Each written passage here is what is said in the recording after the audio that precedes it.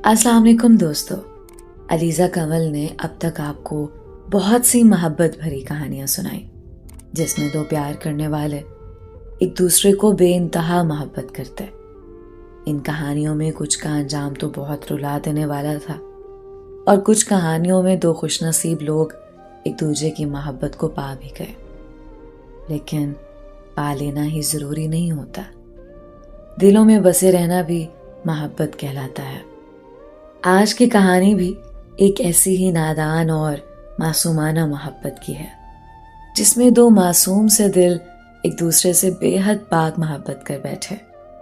आपने पाक मोहब्बत का नाम तो ज़रूर सुना होगा, मगर नादान मासूम दिलों में बसी पाक मोहब्बत की एक खूबसूरत सी कहानी आज मैं आपको सुनाने लगी हूँ।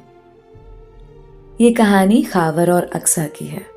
खावर बताते हैं कि मैं एक शहर में रहने वाला लड़का था और अक्सर अपनी छुट्टियां गुजारने अपनी फूफो के पास गांव जाता।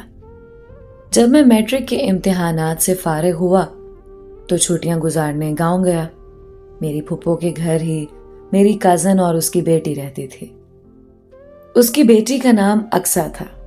मेरी फूफो अक्सा की नानी अम्मा लगती थी रिश्ते में। मैं जब वहां गया तो मैंने अक्सा को देखा, जो मुझसे तकरीबन 4 साल छोटी थी। वो इंतहाई भोली सी सूरत वाली खूबसूरत और नफीस लड़की थी। उसकी मुस्कुराहट बहुत हसीन थी।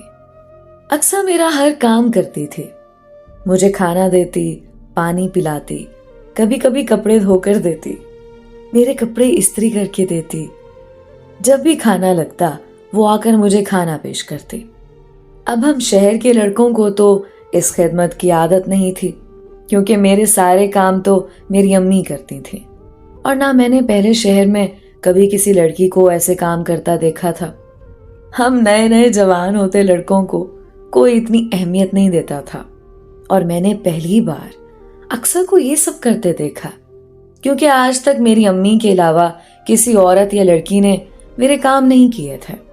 ये शायद गांव का दस्तूर था कि वहां की छोटी सी लड़कियां भी अपने घर आए मेहमानों की बहुत इज्जत करती और उन्हें खाना खुद पेश करती।